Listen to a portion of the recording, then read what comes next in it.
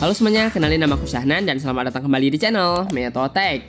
Di video kali ini, aku bakal ngebahas salah satu iPhone yang sampai sekarang masih sering banget menjadi pilihan banyak orang, yaitu iPhone 13.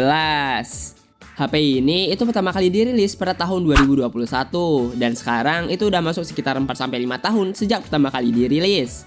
Nah, yang jadi pertanyaannya, di tahun sekarang, apakah iPhone 13 ini tuh masih layak untuk dipakai atau bahkan dibeli? Atau justru udah mulai terasa ketinggalan zaman? Jadi di video kali ini, aku bakal ngebahas tentang iPhone 13 dari berbagai sisi. Mulai dari desain, layar, performa, kamera, sampai ke baterainya. Jadi langsung aja kita bakal masuk ke pembahasannya.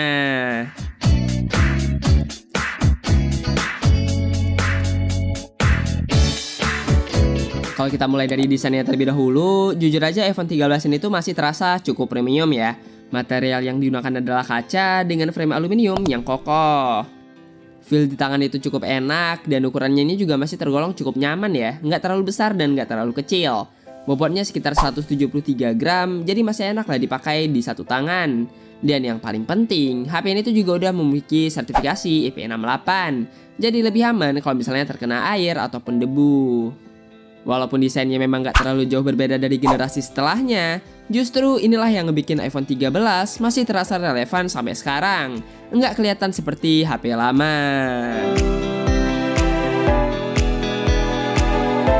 Masuk ke bagian layar, jadi iPhone 13 ini tuh menggunakan panel OLED Super Retina XDR berukuran 6,1 inci. Secara kualitas, layarnya ini tuh memang masih sangat bagus ya. Warnanya tuh tajam, kontrasnya dalam, dan brightness-nya juga tinggi. Dipakai luar ruangan itu juga masih terlihat dengan jelas. Untuk nonton film ataupun sekedar untuk scrolling media sosial, itu nyaman banget di mata. Tapi memang, di satu sisi kekurangannya tuh ada di refresh rate-nya yang masih 60 Hz. Di saat HP-HP lain udah menggunakan refresh rate 90 ataupun bahkan 120 Hz, iPhone 13 ini tuh masih bertahan di 60 Hz. Tapi kalau misalnya kalian belum pernah menggunakan HP dengan refresh rate-nya yang tinggi, mungkin ini tuh nggak bakal terlalu terasa ya. Tapi kalau misalnya udah terbiasa dengan layar 120 Hz, pasti bakal kerasa banget perbedaannya.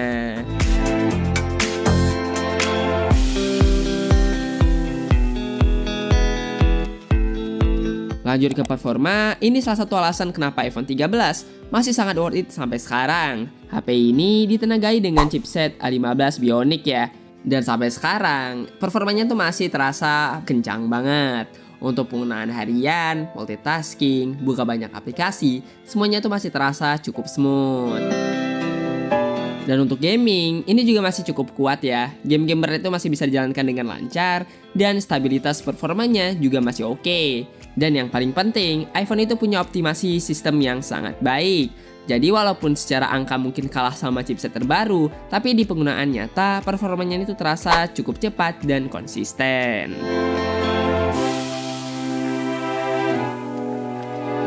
Jadi untuk RAM-nya, iPhone 13 ini tuh menggunakan RAM 4GB yang bertipe LPDDR4X.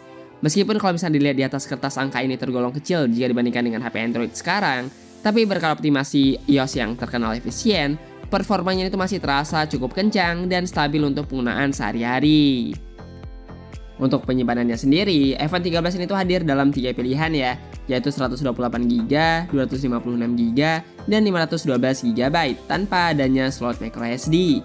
Jadi kalian tuh memang harus pintar-pintar ya milih dari awal sesuai dengan kebutuhan, karena nggak bisa ditambah lagi ke depannya. Paling sih ya lewat iCloud ya. Dalam pemakaian sekarang, RAM 4GB ini tuh masih cukup oke lah ya untuk multitasking ringan sampai menengah. Seperti misalnya kayak buka beberapa aplikasi, pindah-pindah aplikasi, sampai editing ringan. Tapi kalau misalnya dibandingkan dengan standar HP sekarang, yang rata-rata sudah 8GB atau bahkan 12GB, memang ada keterbatasan ya, terutama di manajemen aplikasi background yang kadang lebih cepat reload.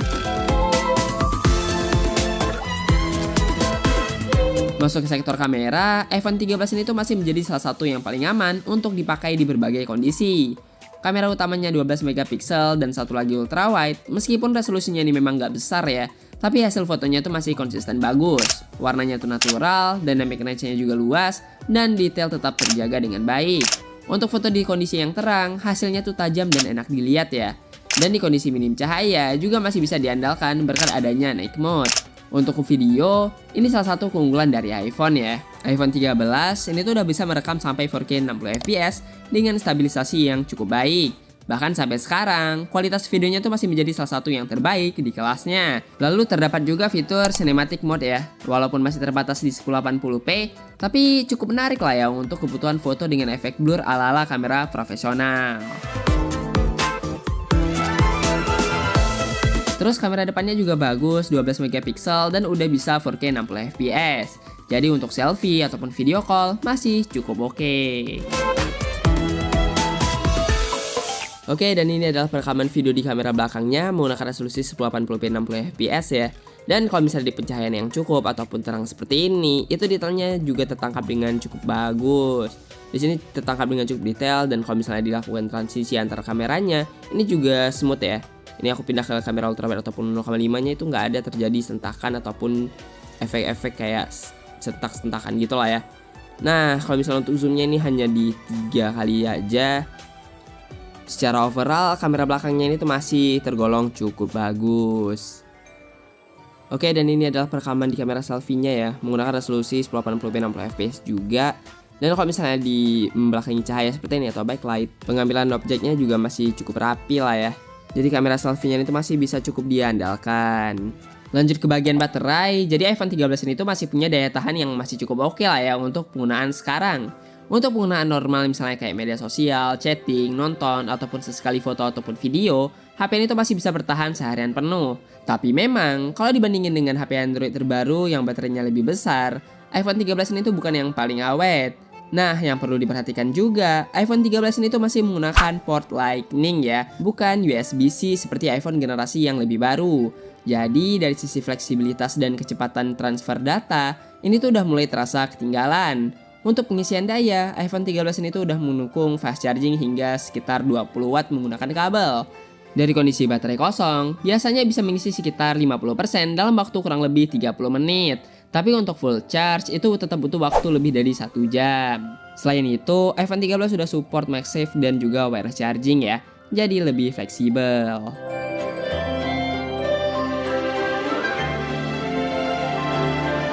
Jadi iPhone 13 ini tuh masih mendapatkan update iOS terbaru ya, dan kemungkinan masih akan didukung beberapa tahun ke depan. Jadi dari sisi keamanan dan fitur, masih sangat aman untuk dipakai jangka panjang. Dan seperti biasa, pengalaman iOS itu dikenal stabil, minim bug, dan ekosistemnya juga kuat. Apalagi kalau misalnya kalian pakai produk Apple lainnya.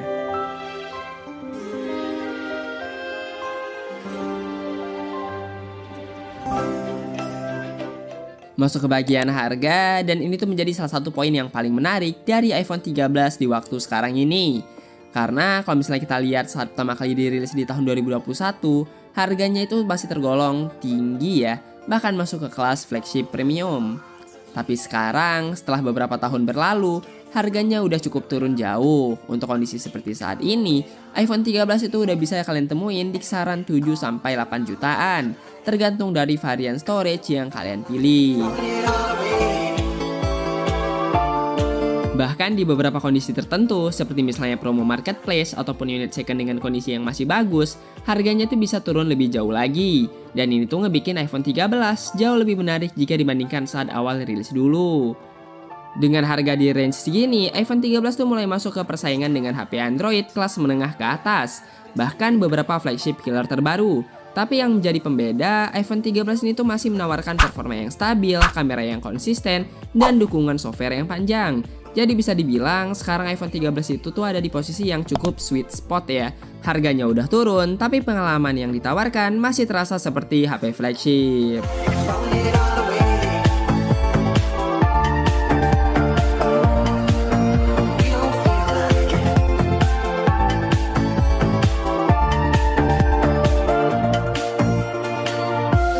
Nah, sekarang kita bakal masuk ke kekurangannya ya. Yang paling kerasa tentu aja di refresh rate-nya yang masih 60Hz. Di tahun sekarang, ini tuh menjadi salah satu kelemahan yang cukup kelihatan ya. Kemudian dari sisi charging juga tergolong lambat kalau dibandingin dengan HP Android di kelas harga yang sama. Selain itu, notch di bagian depan atau yang sering dibilang poni ini itu juga masih cukup besar ya. Jadi masih agak kerasa kemakan tempat. Dan tentu aja harganya ya. Walaupun sekarang udah turun, tapi untuk unit baru ataupun second, itu tergolong ya nggak murah. Jadi sebagai kesimpulan, iPhone 13 ini tuh masih sangat layak dipakai di tahun sekarang. Performanya tuh masih kencang, kameranya masih bagus, build quality-nya masih premium, dan dukungan software panjang jadi nilai plus yang besar. Jadi secara keseluruhan masih cukup memuaskan.